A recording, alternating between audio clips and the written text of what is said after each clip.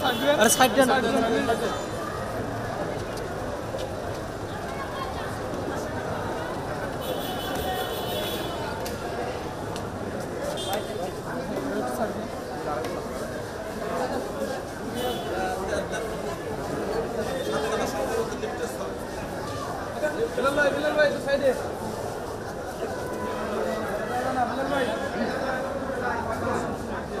আপনারা জানেন যে হালে আমাদের দেশে ব্যাপক আলোচিত এবং সমালোচিত দেওয়ান সুমির এবং তার গার্লফ্রেন্ড মেঘনা আলম।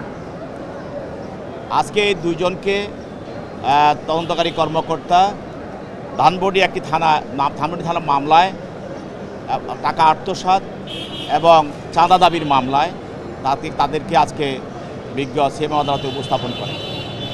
এই মামলায় তদন্তকারী কর্মকর্তা আদালতকে বলেন যে দেওয়ান সুমির তিনি তার সব সহযোগী লোকদেরকে নিয়ে ধানমন্ডিতে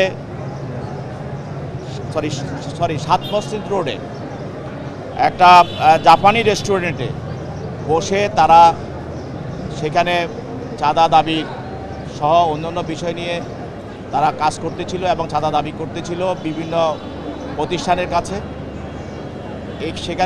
সেখানে পুলিশ বিষয়টা জানতে পেরে তাদের বিরুদ্ধে মামলাটা করে এবং এই মামলায় সমীর দেওয়ান এজাহার নামী আসামি।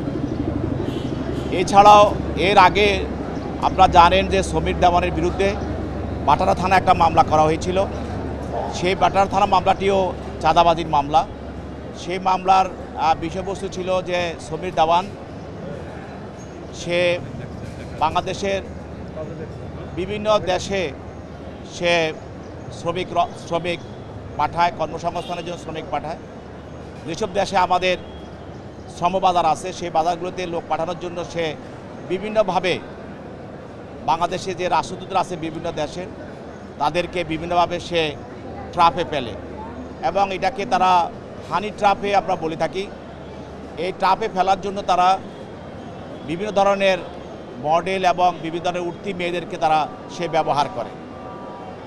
এক পর্যায়ে আদালতে সে স্বীকারও করেছিল যে মেঘলার সঙ্গে তার পরিচয়, মেঘলা তার গার্লফ্রেন্ড ছিল এবং সে সৌদি রাষ্ট্রদূতের সঙ্গে তাকে পরিচয় করিয়ে দিয়েছিল এবং সে এই মেঘলাকে দিয়ে সৌদি রাষ্ট্রদূতকে ট্রাপে ফেলে তারা দুইজনে মিলে তার কাছে $5 মিলিয়ন চাঁদা দাবি করেছিল। সেটা ছিল ওই মামলার বক্তব্য। আজকেও এই মামলায় যেহেতু মেঘলা এই সমীর দেওয়ানের ভাষ্যমতে তার একজন সহযোগী এবং তদন্তকারী কর্মকর্তা বিভিন্নভাবে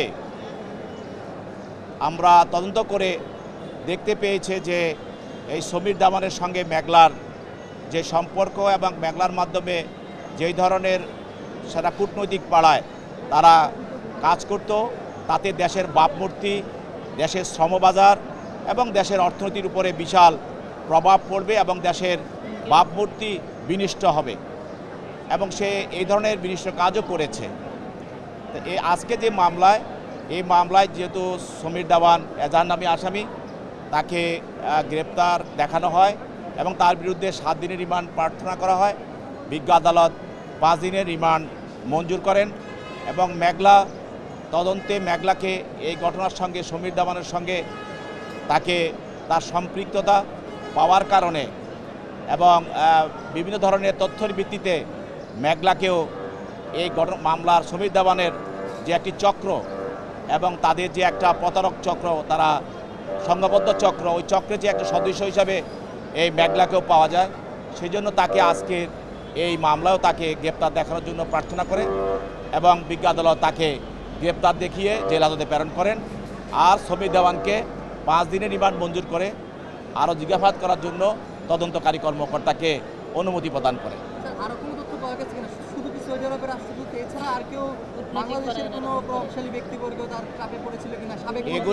এগুলি তদন্তাধীন অবস্থায় আছে এবং এটার সঙ্গে আরও অনেক লোক জড়িত আছে। এটা একটা সংঘবদ্ধ চক্র। এতে করে কিছু ব্যবসায়ী যারা বিদেশে লোক পাঠানোর নামে যারা ব্যবসা করে, বিভিন্ন ধরনের ট্রাভেল এজেন্সি, এইসব লোকদের পাওয়া গেছে। এবং এটা তারা যে উর্থী মেয়েদেরকে ব্যবহার করে সেটারও একটা সম্পৃক্ততা পাওয়া যাচ্ছে। সেটা আমরা তদন্তের স্বার্থে এখন এটা আমরা ডিসক্লোজ করব না, পরবর্তীতে আপনারা জানতে পারবেন। মানে বিভিন্ন কিশোর মেয়েদের হ্যাঁ, হ্যাঁ।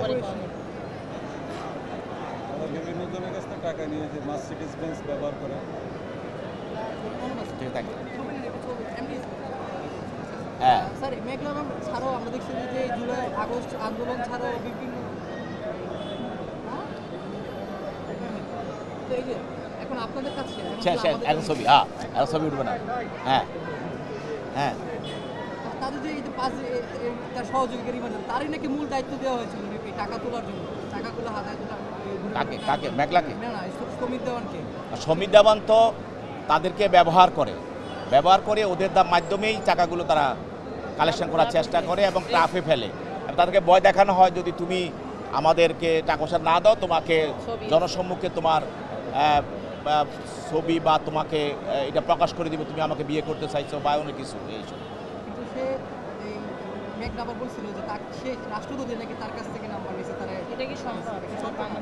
এখানে আপনারা দেখবেন যে সৌদি রাষ্ট্রদূতের যে পজিশন আর যে মেঘনার যে পজিশন, এই পজিশনে তার লগে সৌদি রাষ্ট্রদূতের সম্পর্ক হওয়ার কিন্তু বিষয়টা না। এবং সে আদালতে এখন নিজকে সেভ করার জন্য সে আদালতে বিভিন্ন ধরনের মিথ্যা বক্তব্য রাখতেছে।